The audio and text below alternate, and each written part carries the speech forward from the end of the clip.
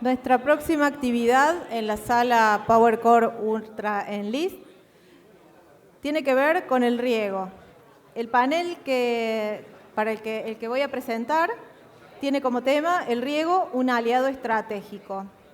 Lo va a moderar Martín Pazman, que es presidente en IRRI Management Argentina, y los panelistas son Alejandro Panuncio, profesor de riego y drenaje de la FAUBA, Juan Boccolini, productor agropecuario, y Magalí Gutiérrez, coordinadora técnica de la chacra Valles Irrigados Norpatagónicos de APRESID.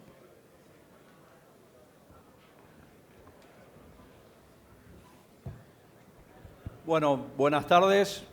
Muchísimas gracias a Maizar por la invitación. Muchísimas gracias al panel por acompañarnos en esta charla. Nos dieron pie lo que lloraron en la charla anterior, que le faltó agua para los cultivos, que no hay semillas.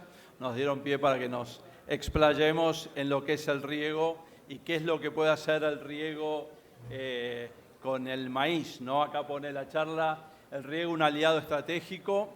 Yo diría el maíz es un aliado estratégico de lo que es el riego.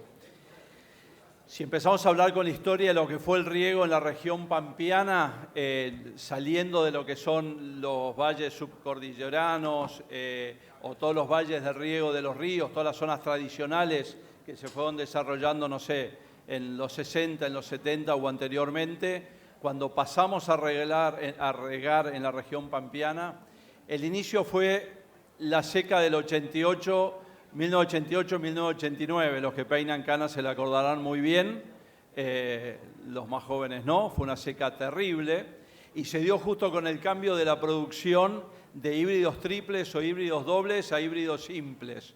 El híbrido simple necesitaba regarse, no se podía producir, no se podía hacer esa semilla sin regarla. Entonces ahí los semilleros, en los principios, o sea, fines de los 80 se regaba por surco y bien en zona núcleo, sur de Santa Fe.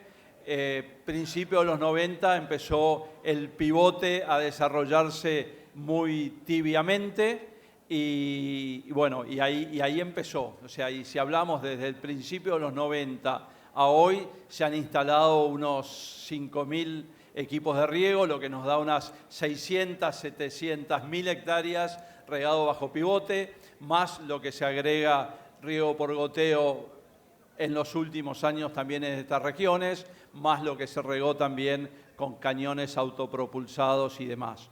O sea, de esa zona núcleo que empezó suavemente el riego y específicamente para la producción de semilla, se fue derramando hacia las otras zonas, las que eran marginales en ese momento para lo que es la producción de maíz. Está Juan José, que es de la zona de Baigorria, cerca de Río Cuarto. Yo empecé a regar ahí, hice mi primer perforación en el 90. En Río Cuarto no había un lugar, una agronomía que venda fertilizantes. Tenía que comprarle fertilizantes a los paperos de Villadolores que a la pasada me descargaban. O sea, lo que se desarrolló la agricultura en todos estos últimos 30 años fue increíble y cómo se fue expandiendo el riego a distintas zonas.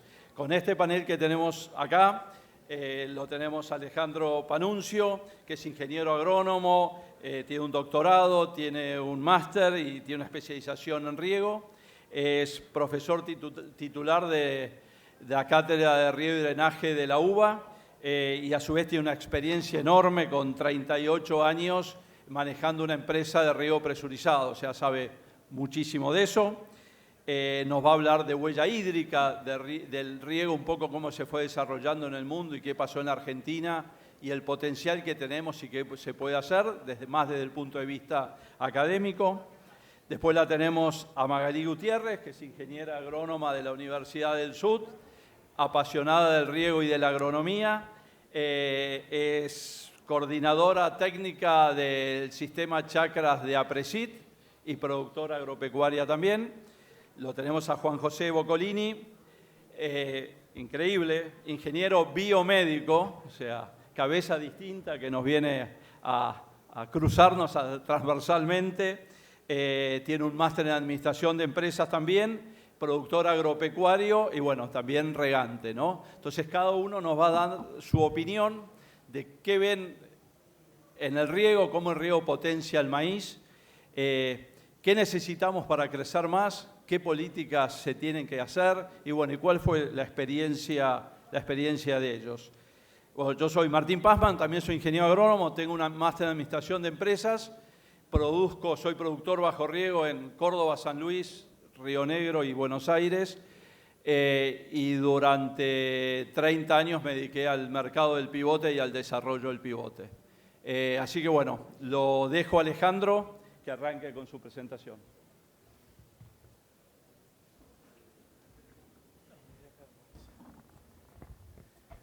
Buenas tardes.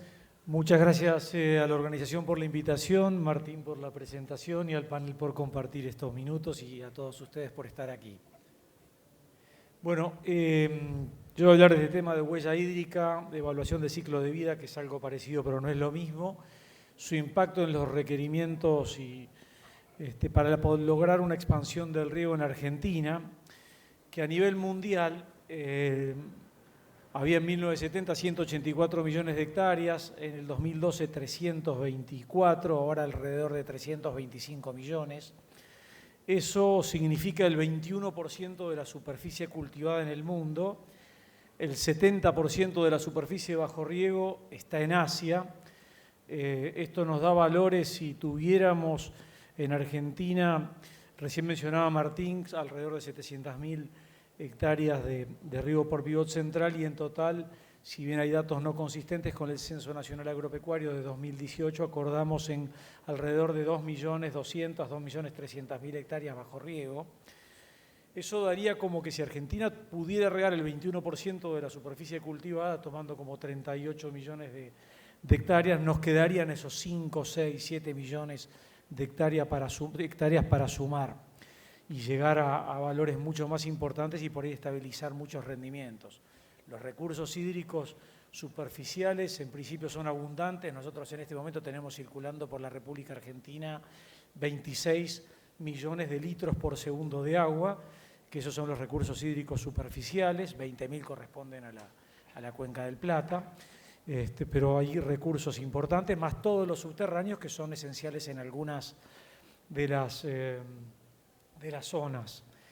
Bueno, aquí nos encontramos con una cuestión. Esas 330 millones de hectáreas en el mundo requieren 1.500 kilómetros cúbicos de agua para satisfacer lo que denominamos los requerimientos del cultivo y sus láminas netas, pero las láminas brutas aplicadas son 2.700 kilómetros cúbicos, o sea que la eficiencia de riego es nada más que el 56%. Por lo tanto, desde el punto de vista ambiental, cuando alguien piensa qué ocurriría si crece abruptamente la superficie bajo riego, hay que llevarlo de la mano de una mejora en los sistemas para aprovechar mejor el agua que tenemos, y hay mucho por hacer ahí. Obviamente tenemos 280 millones de hectáreas de riego superficial, básicamente en el mundo. La superficie con aspersión es menor, 35 millones, y 10 o 9 con riego localizado. A todos nos cabe, los que trabajamos con riego, mejorar lo que hacemos. No es que el que riega superficial tiene que mejorar y los demás no. Lamentablemente, la eficiencia de aplicación de los sistemas, la ineficiencia es bastante transversal. Por supuesto que es mucho más difícil regar de manera eficiente con riego superficial, con una cuestión adicional, que por ahí, si bien quien riega de manera superficial tiene toda su carga ancestral cultural de venir regando de ese modo, también es cierto que tiene menos recursos humanos formándose que colaboran con eso. Mientras que el riego por goteo y el riego por aspersión, de la mano de las empresas que van promoviendo sus sistemas, van con mucho recurso humano para mejorarlo. Bueno, ya metiéndonos en qué podemos hacer para mejorar el riego, lo gris, si ahí tenemos el índice de área foliar, lo gris es lo que se consume por evaporación y lo blanco sería la transpiración de los cultivos. Obviamente todo lo que podamos hacer para disminuir la evaporación del suelo va a ser muy bueno. Obviamente el riego por goteo subterráneo acá juega un rol importante porque tiende a no llegar con agua a la superficie, pero también el riego por aspersión cubre su rol en tanto y en cuanto apliquemos las láminas adecuadas y no apliquemos láminas muy cortas que en definitiva lo que generan es una evaporación superficial que no deseamos. Bueno, cuando uno dice, ¿qué es la huella hídrica? La huella hídrica, en principio, claramente son los litros de agua necesarios para producir una unidad de un bien o servicio. Arjen Hoekstra, que lamentablemente falleció hace 2 años, desarrolló muy ampliamente eso, y podemos decir de la huella hídrica que en realidad es la inversa de la productividad del agua de riego, con lo cual en algún sentido aporta y en otros sentidos es cuestionada. Pero sí nos sirve para ver los 3 componentes que tiene. La huella verde es el agua que consumen los cultivos fruto de las precipitaciones. Por eso ahí dice precipitación efectiva. La precipitación efectiva es la efectivamente almacenada en el suelo.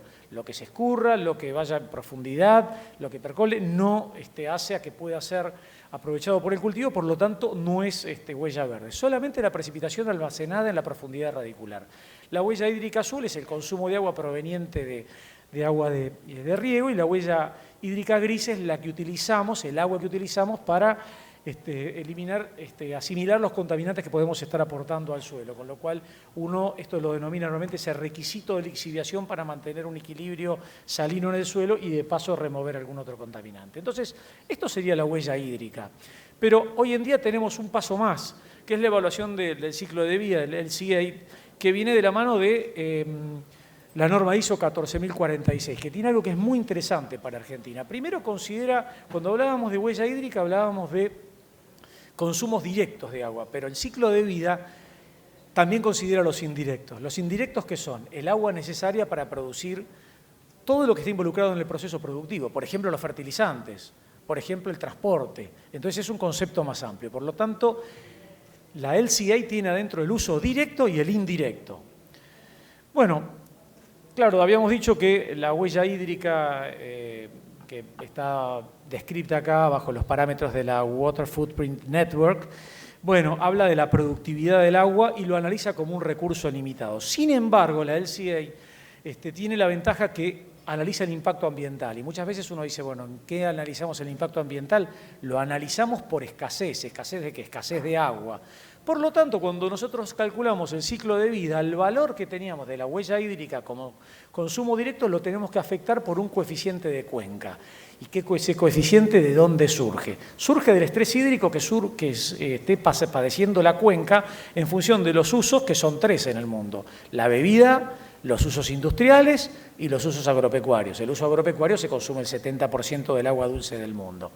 Entonces, bueno, cuando decimos, ¿y eso cómo nos afecta si vamos a nuestras zonas productivas? Bueno, no es a nuestras zonas productivas. Obviamente el rojo marca un estrés hídrico enorme, y ese factor de cuenca para calcular el LCA llega a tener valores de 50, de 60, de 70. Por eso puse esa parte de África como para ver estrés. Acá tenemos América del Norte para ver cómo hay lugares donde tenemos el Corn Belt, qué colores tenemos y qué tenemos en otras zonas del mundo. Y si vamos a Argentina, vemos lo mismo, cuáles son esas zonas donde tenemos ese color más verde, que el color más verde son factores menores, el amarillo el intermedio y los rojos de más estrés. Por ejemplo, para tener una idea, en Entre Ríos ese factor es 0,32. ¿Qué quiere decir? De la huella hídrica calculada, si voy a certificar ISO 14046, el agua consumida la voy a multiplicar por 0,32. Mientras que en las zonas rojas del mapa voy a multiplicar por 40. A esto le tengo que sumar los valores de los usos indirectos. Bien.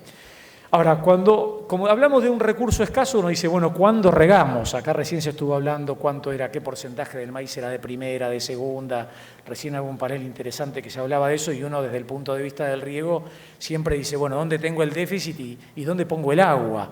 Bueno, ¿dónde lo tenemos que poner? Ese gráfico que tenemos ahí habla de la producción relativa y de la evapotranspiración relativa. Y tiene ese factor que figura ahí, KI. Ese factor KI es el que el ingeniero agrónomo regante tiene que mirar con más cuidado, porque cuanto más impacto tenga ese KI, a mayor reducción de la evapotranspiración voy a tener una reducción muchísimo mayor del rendimiento. Todos sabemos, siempre hablamos naturalmente del maíz en floración, pero ahí lo tenemos cuantificado con un gráfico que sale de FAO 56, donde está el impacto por cada estadio fenológico. Entonces esto nos puede servir ante un recurso escaso, decir, bueno, ¿dónde vamos a poner el riego? No hacemos el cálculo y decimos, donde hay déficit regamos. No, tengo que ver qué impacto voy a tener para ver cómo puedo asignar ese recurso en aras a no tener conflicto con otros usuarios del agua.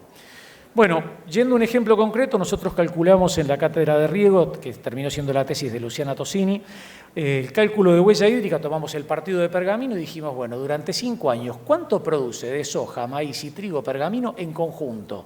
No analizamos un productor, toda la producción de Pergamino. y le calculamos la demanda hídrica y le calculamos con su producción la huella hídrica. Por eso yo acá me permito poner la soja y el trigo, no tiene nada que ver, pero como es parte de un mismo ciclo productivo, más allá de que voy a hablar de los cuadritos del medio, me interesan los otros. Me interesa el del medio, pero dejo los otros porque hacen digamos, a la vida de un productor que hoy se juntó para hablar de maíz y sorgo, pero convive con los demás, obviamente. Entonces, bueno, nosotros hemos determinado para el año desde el 13 al 18 esos consumos de huella hídrica, vimos qué cantidad de agua teníamos almacenada en el suelo, cuánto consumía ese cultivo y nos da un promedio para pergamino del 13 al 18 de 299 litros por cada kilo de maíz producido.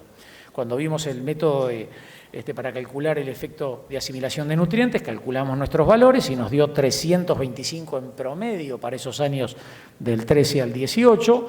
La sumatoria de ambos nos da un valor para el maíz de 624 litros por kilo, considerando la producción, vuelvo a repetir, de esos 5 años, con ese estado del tiempo que hizo que la demanda por año fuera distinta y las producciones fueran distintas. Bueno, obviamente hago esta aclaración acá porque cuando uno ve esos valores de soja tan altos, no se olviden que como nosotros dividimos la cantidad, uno dice son la cantidad de litros necesarios para producir un kilo de un producto, por lo tanto los cultivos que producen menos kilos por hectárea tienen huellas mayores porque produzco menos. Después hay que ver lo que produzco cuánto vale, pero yo estoy hablando de producciones físicas y de un índice físico, no estoy hablando de cuestiones económicas. Bueno, así llego a este último cuadro. Ahí dice Mekonnen y Hoekstra. En realidad los valores de Mekonnen y Hoekstra son los valores de los globales, los de pergamino son los nuestros.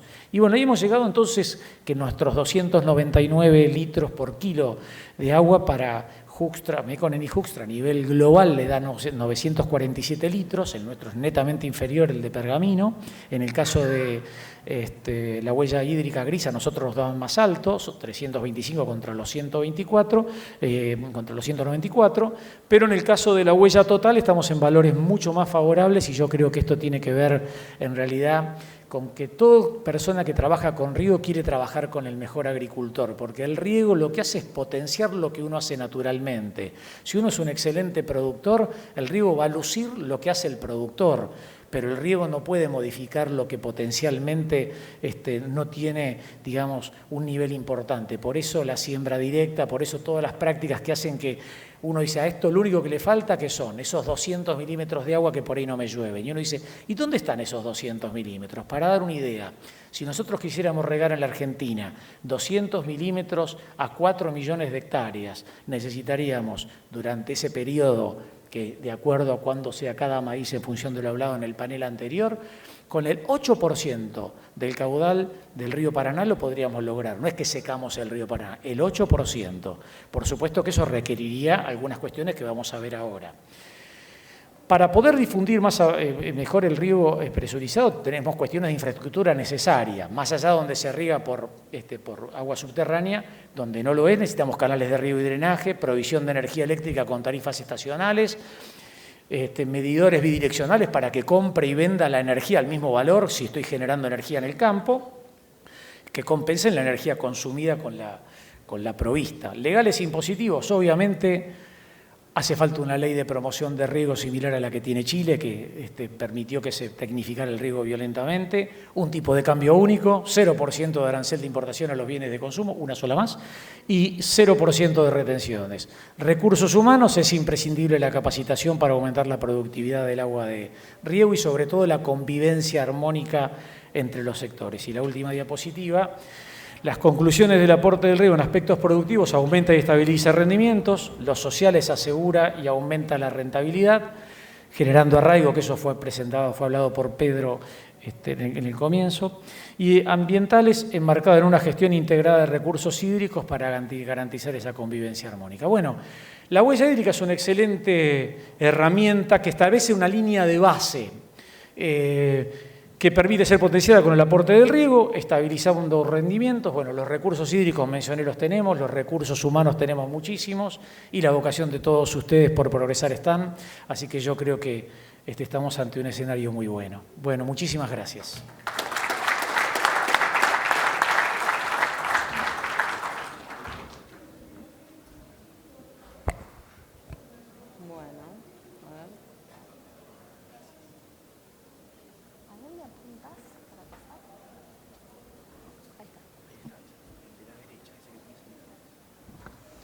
Bueno, buenas tardes. Me llamo Magalí Gutiérrez, ya me presentó Martín. Soy ingeniera agrónoma, pertenezco a Presida, al programa Sistema Chacras, en donde ahí participo como coordinadora técnica. Y a su vez también tuve el gusto de gerenciar la chacra Valles Irrigados Norpatagónicos por casi 8 años. Y bueno, y hoy vengo a contarles un poco acerca de la experiencia que traigo desde allí, ¿sí? Junto a los productores que formaron la chacra, quienes son el motor de generación de conocimiento de todo lo que les voy a compartir hoy. Bien. Bueno, en primer lugar les quiero contar dónde estamos trabajando. Cuando se habla de Norpatagonia quizá se puede generar una confusión. En Norpatagonia hay 2 cuencas, ¿sí? Está la cuenca del río Colorado y la cuenca del río Negro. Río Colorado tiene un caudal inferior al del Río Negro, con agua quizá con un poco de más sal. Nosotros, nuestro trabajo lo hemos enfocado principalmente a orillas del Río Negro, ¿sí? En la latitud 39-40 Argentina, trabajando principalmente desde lo que es valle medio a valle inferior del Río Negro, ¿sí? Cerca incluso de la desembocadura del río al mar. Bueno, ¿por qué Norpatagonia? ¿Por qué estamos hoy hablando de esta zona? Bueno, les quiero contar que Norpatagonia tiene niveles de radiación superiores a otra zona del país. ¿Por qué? Porque estamos en una latitud relativamente alta, en donde es una zona árida, entonces básicamente no llueve, hay mucha radiación. A su vez es una zona en donde está enmarcada en temperaturas adecuadas para la realización de cultivos, ¿sí? Y por otro lado, cuestión no menor, tenemos agua, ¿sí? Agua provista por el Río Negro, de excelente calidad para riego y provista en mucha cantidad también. Luego voy a entrar en más detalle acerca de estos 2 componentes. Además, cuestión que hay que destacar, el trabajo que llevaron adelante los productores pertenecientes a la chacra Valles Irrigados Norpatagónicos ha permitido desarrollar tecnologías de insumos y de procesos en pos de capitalizar esta oferta agroclimática. Sin esto, hoy en día no estaríamos hablando de la región, ¿sí? Y en ese trabajo, que básicamente fue desarrollo de conocimiento, permitió que, digámosle, los suelos regionales tomen color. ¿Por qué? Porque inicialmente los suelos presentan características deficientes, ¿sí? Deficiencias de fertilidad física y química, bajos contenidos de materia orgánica, ¿sí? En general graves problemas de infiltración en el arranque, presencia de sales, ¿sí? Por lo tanto, esos suelos tienen que someterse a un desarrollo para transformarse en funcionales y empezar a participar el suelo como un componente productivo más para lograr los esperados altos niveles de productividad que permiten las condiciones agroambientales de la región, ¿sí? Hoy en día ya sabemos que el suelo se desarrolla, es un hecho, y bueno, y ahora les voy a contar un poquito más de qué pasa con eso.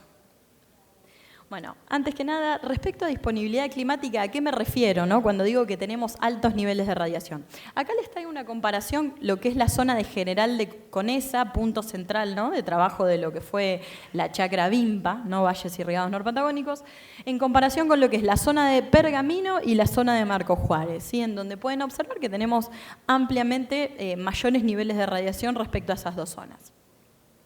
Pero además, no nos quedemos comparaciones solo dentro de Argentina. Acá les traigo una comparación con lo que es el centro del Corn Belt en Estados Unidos, lo que es la localidad de Des Moines, en Iowa, en donde también pueden observar básicamente que General Conesa, dentro de la ventana libre de heladas, tiene niveles superiores de radiación a esa zona, ¿no? La zona más productiva de maíz del mundo, básicamente.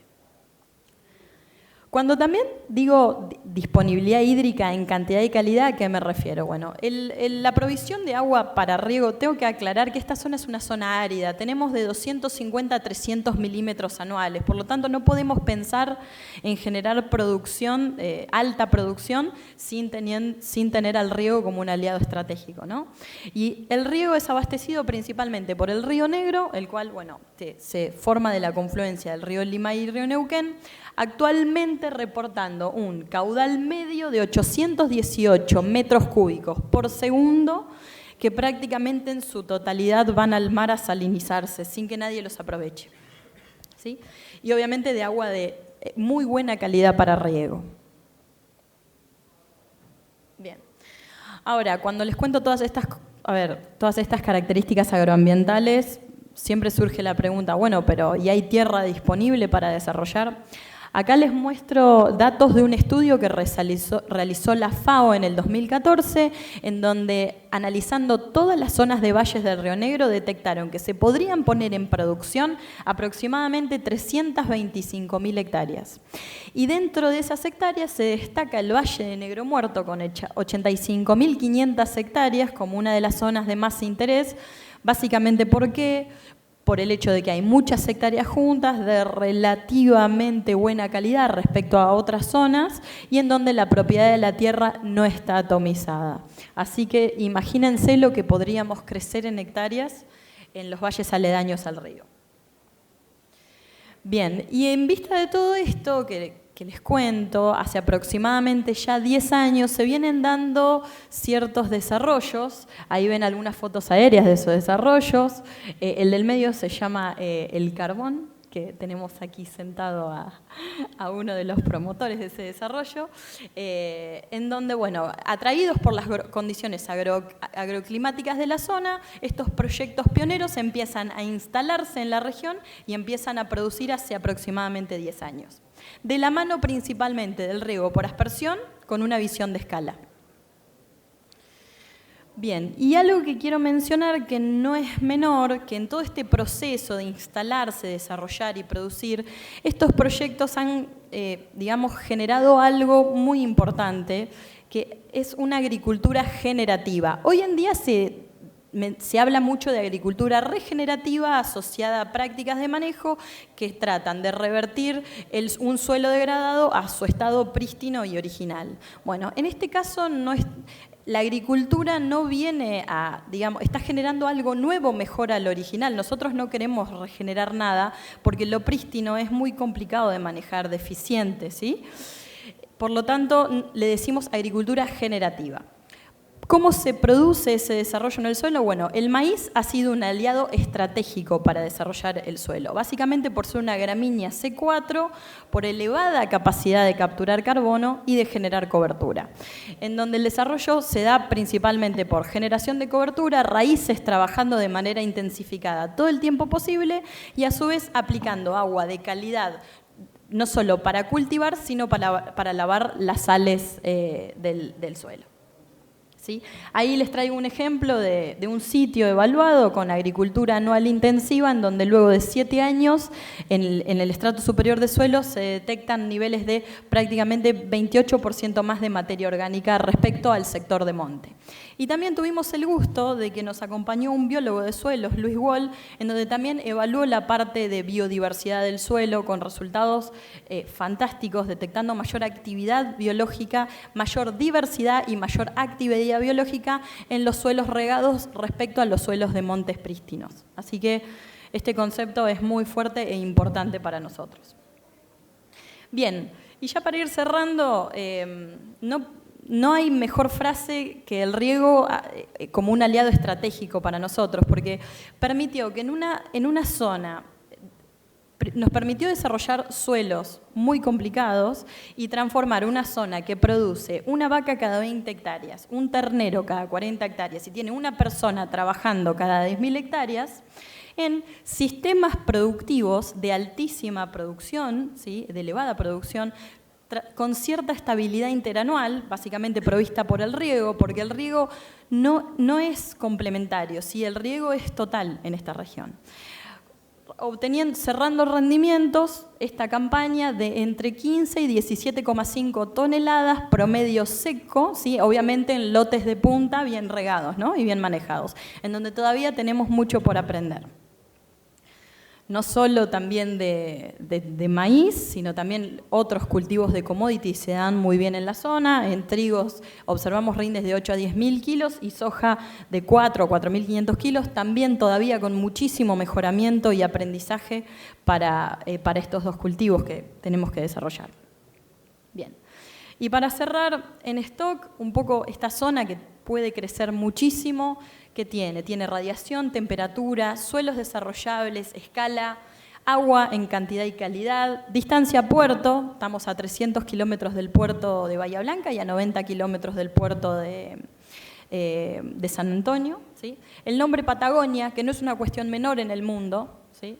Y mucho conocimiento, gracias a la labor principalmente, obviamente de manera integrada con otras instituciones, pero de lo que es la Chacra Valles Irrigados Norpatagónicos de APRESID, traccionada principalmente por el grupo de productores que la conformó hace 10 años con una necesidad vital del conocimiento para desarrollarse en esta región. Ahora, ¿qué nos falta? ¿Qué necesita el desarrollo? Esto ya es una opinión como técnica, habiendo trabajado 8 años en la región. Necesitamos energía eléctrica, que por suerte está en camino, va a alcanzar muchos sitios que antes no lo tenía. Necesitamos comunicación, caminos, servicios, créditos a largo plazo para productores que quieran encarar estos desarrollos en una zona que requiere una inversión inicial muy alta, ¿sí? Y una diferenciación impositiva, ¿sí? Es una zona en desarrollo en donde es una locura, por ejemplo, que granos que salgan de esta zona paguen retenciones, ¿no? Así que bueno. Así que muchas gracias y gracias por escuchar. Hasta luego.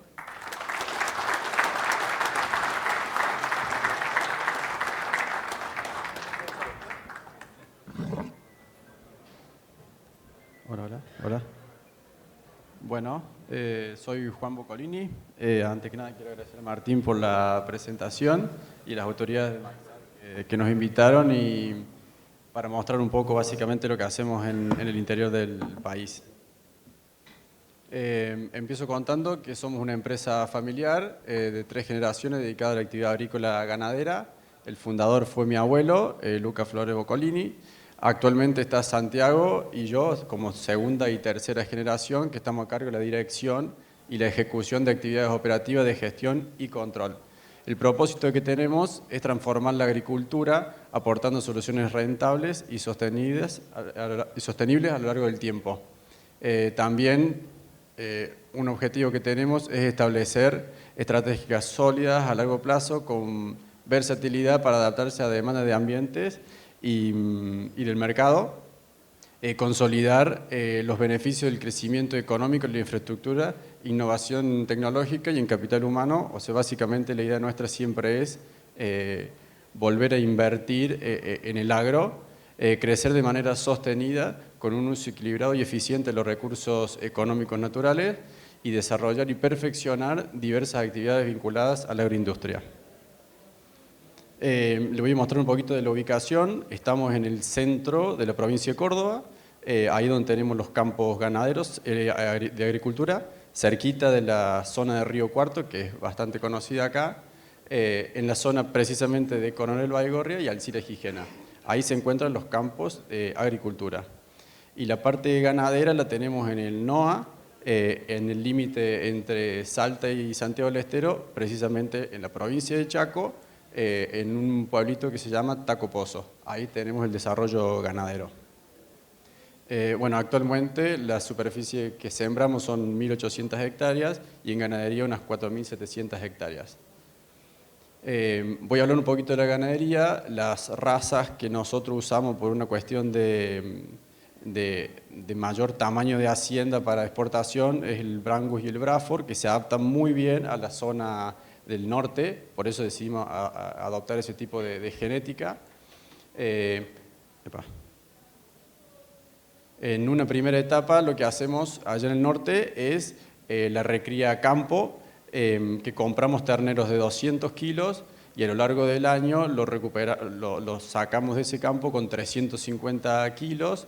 Se hace todo un pastoreo a campo, solamente se recría, hacemos allá con un sistema de pastoreo boicín y en invierno suplementamos con semilla de algodón para no perder ningún kilo, ya que el pasto, como es una megatérmica, siempre afloja en esa época. Y como una segunda etapa, lo que hacemos es traer de los 350 kilos el novillito de allá, lo traemos a la zona de Córdoba y ahí lo terminamos en un feedlot, que toda nuestra producción va a la Unión Europea y consumimos maíz partido, picado de maíz, burlanda y premezcla que compramos ahí en la zona. Es por eso que ahora empieza a tomar importancia en el sistema ganadero nuestro lo que sería el maíz. Y ahora empiezo a hablar un poquito del riego por goteo, que viene como consecuencia de la ganadería. La idea surge un poco, con mi padre somos bastante apasionados por la ganadería, y un día charlando decidimos incrementar la cantidad de cabeza en el feedlot. Y bueno, y siempre nos encontramos que es una zona bastante marginal a las lluvias en la zona nuestra. Entonces siempre teníamos el problema del maíz. O sea, el maíz realmente en nuestro sistema ganadero es extremadamente clave e importante. Nosotros lo usamos tanto como picado como maíz partido. Entonces juega un rol fundamental. Y a su vez no queríamos como independizar del clima en cuanto a los años secos. Se nos complicaba por ahí la tendencia de tener siempre maíz a lo largo del tiempo. Entonces es por eso que surge en el 2019 la idea de empezar a pensar en el equipo de riego, y bueno, nosotros nos inclinamos por el sistema de riego por goteo, que en 2020 lo logramos como incorporar, y la verdad que estamos bastante conformes y nos permitió crecer de manera sostenida en el feedlot. Los requisitos que nosotros necesitábamos para nuestro planteo de equipo de riego fue que tuvimos que hacer un estudio de suelo y calidad de agua para no modificar nada al suelo que está bastante bien de nutrientes, bien de estructura y todo eso. No queríamos que el agua modificara la calidad del suelo. Tuvimos que hablar con la cooperativa de la zona para tener una disponibilidad eléctrica porque requiere alta demanda de energía, y a su vez tuvimos que hacer un estudio de la estructura del suelo, que esa nos definió la distancia que se pudieron sembrar las mangueras, que en el caso nuestro fuera 1,05 m de distancia cada una de ellas y a 30 centímetros de profundidad. Entonces eso fue todo el planteo, el estudio que nosotros tuvimos que hacer para llegar a incorporar estas mangueras para poder hacer el riego por goteo subterráneo. ¿Qué ventajas? Las principales que surgieron en poco tiempo fue que pudimos intensificar la producción ganadera, que era nuestro principal objetivo. En el caso nuestro la pudimos duplicar. ¿Por qué? Porque logramos una cierta estabilidad en la cantidad de maíz. Bueno, y ahí muestro una nota que nos hizo la gente de Infocampo, en donde bueno, apuntaban a una ganadería de alta gama en base al maíz que pudimos obtener gracias al equipo de riego. Economías regionales, ahí en la zona nuestra, ahí en Río Cuarto, como les nombré recién, hay mucha presencia de empresas como Bio 4, Acabio, Pro Maíz, que son empresas que consumen mucho maíz. Entonces el exceso por ahí de maíz que nosotros tenemos en años buenos, lo podemos volcar en esas empresas sin tener la necesidad de viajar a los puertos o comercializarlo a una larga distancia. Se redujo hasta un 50% la parte de la superficie de maíz a picar, porque le encontramos la vuelta que los maíces tardíos con alto desarrollo de planta logramos una buena cantidad de volumen versus el secano. Entonces eso también nos ayudó un montón, y pudimos hacer un doble cultivo en un mismo ciclo. Bueno, ahí justo muestro un 20 de diciembre que estábamos picando el maíz, y en el mismo lote al lado venía la sembradora ya sembrando otro maíz de segunda, con los resultados realmente bastante interesantes. Entonces acá viene la parte esa que te permite intensificar el ciclo productivo en el caso nuestro, y la verdad que está bastante bueno. Y otra de las grandes ventajas que tuvo el riego por goteo es que, bueno, como consecuencia apareció el trigo, que en la zona nuestra no estaba previsto porque es una zona muy seca. Y bueno, acá muestro un poco los reportajes que nos hizo la gente de Horizonte A, de Clarín. O sea, superamos los 100 quintales en trigo, fue nuestro primer año que hacemos trigo. Siempre tenemos la discusión con mi padre que nosotros nunca hacíamos trigo porque en aquella zona todo el trigo que haga se chupa, digamos, la humedad para el cultivo que viene, y la verdad que cuando va a ser el número final nunca llega a los objetivos buscados. Entonces por eso que muestro que como consecuencia, si bien esto es maíz y sorgo, pero lo muestro porque el número, digamos, realmente es muy bueno, y la verdad que, bueno, acá una nota que tomamos relevancia nacional que estuvo bueno, sobre todo para productores de la zona, como para alentar a y fomentar que con este tipo de manejo se puede lograr cosas muy buenas. Entonces el trigo empezó a tomar importancia en nuestro sistema productivo, que no es menor. No sé si va a dar siempre 100 quintales, pero en un trigo de 70 quintales me parece que es algo extremadamente bueno, sobre todo en la zona nuestra que no se hacía nada. Planteo acá unas desventajas que nosotros encontramos versus el equipo de riego por pivot. No soy especialista en el tema, acá tenemos a Martín, pero bueno, yo cuento más o menos lo que nos pasó a nosotros. Con el tema de la humedad superficial, en años muy secos se complica a la hora de largar una siembra temprana porque siempre falta esa humedad superficial para poder que el grano germine, digamos, básicamente. Y después me ha pasado, hacemos muestreo del suelo todo el tiempo, me ha pasado pinchar una manguera haciendo muestreo del suelo, digamos, pero es una pequeña desventaja que básicamente eso tiene solución. Se corta, se pone un conector y se soluciona. Pero en términos generales lo que quiero mostrar es que es realmente bastante interesante el sistema. Referido a la sustentabilidad, tratamos siempre de regar a conciencia, para eso usamos sondas que nos permiten medir la humedad a distintos niveles. Aclaro que todos estos desarrollos son regionales, está muy bueno esto, hay mucho desarrollo de esto en la provincia, en el país, en todos lados, lo que pasa está muy bueno que se usen estas herramientas y que son nuestras, digamos. Con esta sonda medimos humedad a 3 distintos niveles de profundidad para saber exactamente cuándo regar, y ahí muestro un software también de desarrollo de la zona local que te dice, de la gente de EcoDrip, que te dice cómo, en qué momento regar. Vos le tenés que ir cargando los milímetros regados o la lluvia que se recibió, y ahí te dice, en base a análisis matemático, que tiene que ver qué bien con análisis que hizo él de huellas hídricas y todo eso, ahí te muestra en qué momento regar y te permite planificar también para adelante, cuando tenés muchas hectáreas a regar, el momento óptimo de regar para no perder ni eficiencia del agua ni eficiencia en el cultivo. Desafíos cumplidos por el riego, ensayo de alto potencial para explorar rindes en maíz. La verdad que año a año nos venimos superando, hasta ahora no encontramos el techo, lo cual está muy bueno, y este año tenemos también un lindo desafío que queremos achicar la distancia de línea de siembra para meter mayor cantidad de planta y ver hasta dónde podemos explorar el potencial de rindes en maíz. Un doble cultivo de maíz, que bueno, antes tuvieron el chico de Pioneer, que sembramos este año un hiperprecoz temprano de Pioneer, bien temprano, lo cosechamos en los primeros días de enero y le volvimos a sembrar otro y lo cosechamos en mayo. La verdad que el doble cultivo como grano para el sistema nuestro del Fieldot nos vino muy bien. Y bueno, también seguimos con esta idea de la ampliación de la superficie de riego, con lo cual vemos que es un desafío que ya venimos, que ya lo hemos cumplido, y la idea siempre es avanzar con esta técnica. Desafío por cumplir es apostando un poco la economía circular que tanto se habla y más en este congreso, la parte energética, tratar de producir gas con un biodigestor, incorporar una mini destilería, por ejemplo de la gente de Porta que hace eso, para la burlanda, que es para nosotros, para nuestro feedlot, es muy importante, un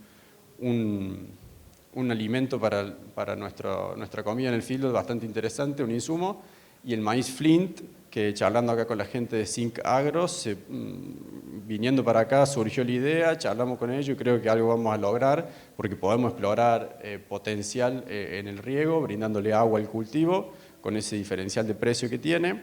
Y también hay empresas que ya venimos hablando, que con el tema de la multiplicación de semillas, ya sea en trigo como en soja, lo cual es un diferencial que me parece que está bastante interesante.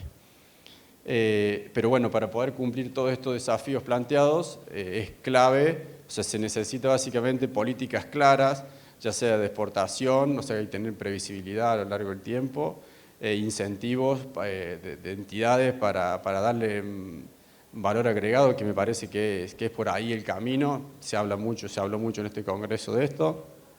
Facilidades financieras, acompañando un poco lo que decía Magali también, que es clave. Si a ella en el sur le cuesta, a nosotros también allá en el centro del país.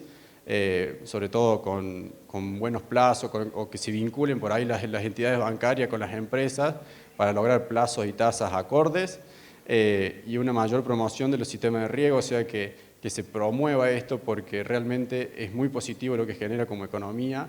Hay un valor agregado interesante, nosotros tuvimos que contratar más profesionales, más gente que trabaja en el feedlot, consumimos más insumos, entonces me parece que creo que esto es un círculo virtuoso que nos conviene a todos y que haya un poquito más de capacitación, sobre todo referido al uso del agua, que es un recurso bastante interesante y que tiene mucho para dar. O sea, nosotros, a pesar de no tener esto cuando encaramos el proyecto, lo pudimos hacer, o sea, es por eso que yo también invito a que los productores se animen, a que lo encaren y que vean realmente que el resultado es realmente positivo. Hay muchos frentes para explorar, no solo el ganadero, sino hay un montón de frentes para atacar y bueno, los invito a eso, a que traten de conocer la tecnología, que investiguen, que pregunten, está mi contacto por ahí. Yo puedo brindar los números también, no era el caso acá, pero puedo brindar los números y los invito un poco a estimularlos a que apuesten por esta tecnología. Eso es todo.